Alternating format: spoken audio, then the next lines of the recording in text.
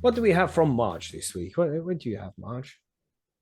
Well, some doubt. We're going to cast some doubt on the accuracy of cannabis oil labels. Dun dun dun. Dun, dun, dun. Add sound effect in post. That's right.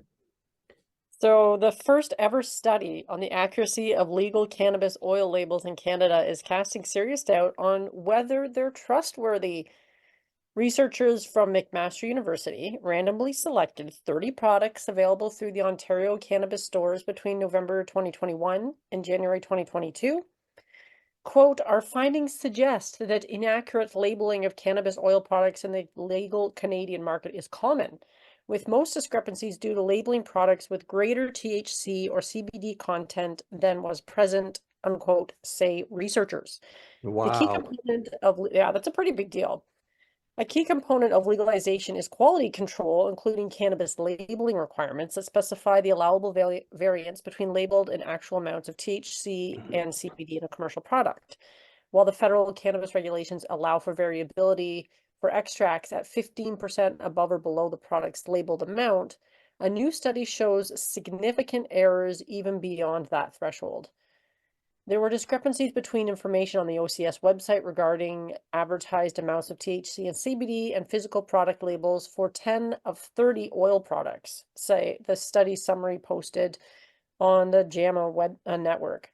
We also found internal inconsistency with 5 products labeled with discordant THC CBD and total THC CBD concentrations, which should be identical for extract type products. The product with the largest discrepancy was labeled as having 5 milligrams of CBD, but 26 milligrams total CBD. Wow. So it's labeled for having 5. Bonus. Yeah, in that case, it actually works out for the consumer, I suppose. But Yeah, but still, a not if lot of they the times, don't know about it, that's the thing. yeah, It, like a lot of the times people are taking a product labeled something specific because that's works with their specific needs. But mhm, less of a concern perhaps with CBD than it might be if that were THC, which could get some mhm. people into real trouble. But overall, 12 products, 40% were outside the variability limit for THC, and 3 products were outside the variability limit for CBD. Among 16 products that had a label amount of 2.5 milligrams THC or greater, 7 products had amounts that were lower than what was labeled by more than 15%. No Wow. products contained more THC than labeled at an amount that would be expected to have substantially different psychoactive effects, but that's good at least. However, say researchers, given that many medical consumers obtain products from the non-medical market, one implication is inaccurate dosing. Altogether, these findings suggest a need for greater quality control in the Canadian legal cannabis market and undermine the assumption that a legal market is an assurance of accurate labeling, they say. Researchers note that the sample size of 30 products was not representative of all available products in Ontario or Canadian markets. And Wow. yeah, that's not really going to give consumers a whole lot of confidence in what they can buy at a legal market dispensary, therefore allowing the legacy market to continue to thrive in Canada. It's madness, isn't it? Just like how unreliable these legal cannabis markets are. We got a couple of weeks ago, we were talking about pesticides and shit. We spoke Hmm. about mold in the past, shit being irradiated. Now the dosage is off. It's like Well, they're trying to convince us that we're in a better position now. Nah, goddamn. Sorry, monkey.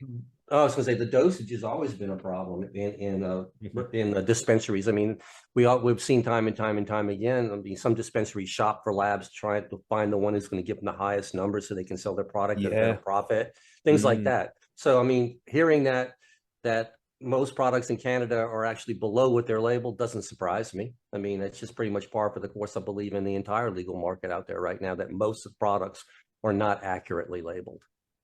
It's disappointing though, because when you're getting into the oils, people are tending to use them for very different purposes. Hmm. Like I've heard what you're saying about shopping for labs so that they can, slap a 32% THC Hmm. sticker on a jar of weed because so many people still shop around THC potency, but that's a totally different reason than people who are using oils a lot of the time. Hmm. Mm-mm. So I don't know. It's kind of disappointing because a lot of times the reason to go to the legal market is because you're like you can be assured that it's been tested and that Yeah. the labels are accurate.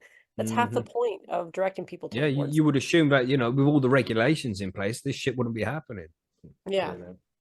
Obviously, yeah, I don't know. It's like, does the market self-regulate itself or something? I don't know, man. It's bad. You would just assume that you would get reliable dosage. It's important for people who are using it for medical use, isn't it? You need to know how much is there, so you can have some, keep track of things, know how much you need to kill your pain at particular times or whatever. Yeah, It's a exactly. shame, man. It's a shame. Hopefully, it'll get sorted out one day. Well, and if they're doing studies on it and it's coming out and they're like, I'm sure they know what they didn't say, but they know which products they were. I wish they had listed them. I'd be curious to know. Name and shame. Yeah, that's right. That's what the public would want. Yeah, let us know Yeah. what you found. Exactly.